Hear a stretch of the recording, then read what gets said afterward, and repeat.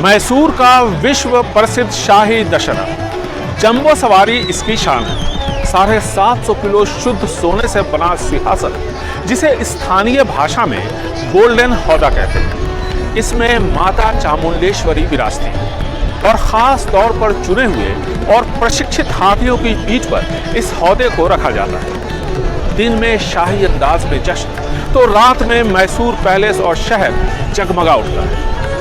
कहते हैं कि मैसूर का दशहरा नहीं देखा तो क्या देखा, एक ऐसा पर्व जहां राजा प्रजा सब एक हो जाते हैं और फिर निकलता है शाही अंदाज में जंबो सवारी। मैसूर का दशहरा धर्म और संस्कृति का अद्भुत संगम है। अंबा विलास पैलेस यानी मैसूर राजमहल के अंदर और बाहर का नजारा आपको राजवाड़ों पर बनी फिल्मों की याद ताजा कराएगा। आप खुद को मध्यकाल के रीति रिवाजों के बीच पाएंगे। महल के अंदर और बाहर सजे संवरे हाथी, ऊंट, घोड़े, बगिया और राजमहल के अंदर दशहरे का शाही अंदाज।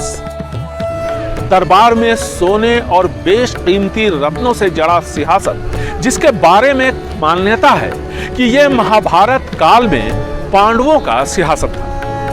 इस सिंहासन पर बैठकर अब मैसूर के वोडेयार राज परिवार के वारिस यदुवीर कृष्ण दत्ता चामराजा वोडेयार दशहरे के मौके पर शाही परंपराओं को निभाते हैं। राजा के तौर पर सिंहासन पर बैठना और रीति रिवाजों को निभाना इतना आसान भी नहीं है। All 10 days we have to obviously adhere to little bit of restrictions because we are wearing the kankna.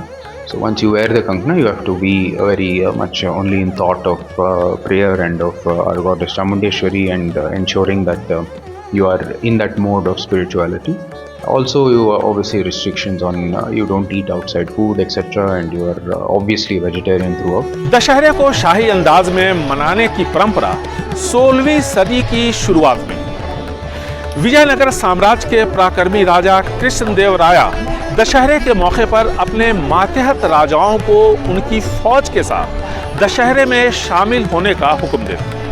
उनकी भारी भरकम फौज को देखकर दूसरे राजा उन पर हमला करने की हिम्मत नहीं जुटा पाते। 17वीं सदी की शुरुआत में 1610 में जब वोडेयार राजवंश की वापसी हुई विजयनगर साम्राज्य के पतन के बाद, तो शाही दशहरे को वोडेयार राजाओं ने प्रोत्साहन दिया।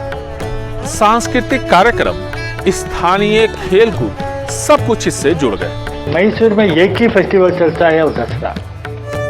From tourist point of view और कल्चरल पॉइंट ऑफ व्यू और हेरिटेज पॉइंट ऑफ व्यू जो भी ले, मैसूर में एक ही है।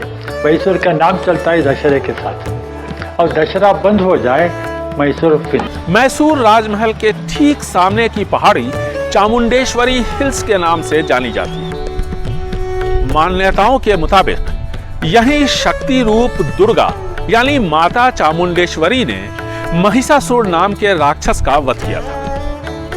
इस मौके पर 10 दिनों तक मैसूर में जश्न मनाया जाता है। कर्नाटका सरकार दशहरे को राज पर्व के तौर पर मनाती है, जिसे नाड़ा हब्बा कहते हैं, और इसका अलग से बजट तय होता है। इसके साथ साथ मैसूर के हर घर में देवी देवताओं का मेला सजाया जाता है, जिसे गुम्बे हब्बा कहते हैं। गुम्बे हब्बा में देवी देवताओं को श्रृंखला में रखा जाता है। इस मौके की खास मिठाई है मैसूर पाक। सजे सवरे हाथियों पर निकला जंबो सवारी महल से 5 किलोमीटर दूर बन्नी मंडप पर पहुंचकर आतिशबाजी के बीच खत्म। और फिर वो घड़ी आती है जिसका लोग बेसब्री से इंतजार कर रहे होते हैं। शाम ढलते ही मैसूर पैलेस रोशनी से नहा उठता है और साथ में पूरा शहर जुगनुओं सा जगमगाने लगता है। मैसूर दशहरा एक प्रयास है मौजूदा पीढ़ी को अपने गौरवशाली अतीत और परंपराओं से रूबरू कराने का, ताकि आसमान की ऊंचाइयों को तकनीक के सहारे छूने की कोशिश में कहीं हम अपनी पहचान न खो बैठे। कैमरा पर्सन गोविंद मूर्ति के साथ निहाल किदवई, NDTV।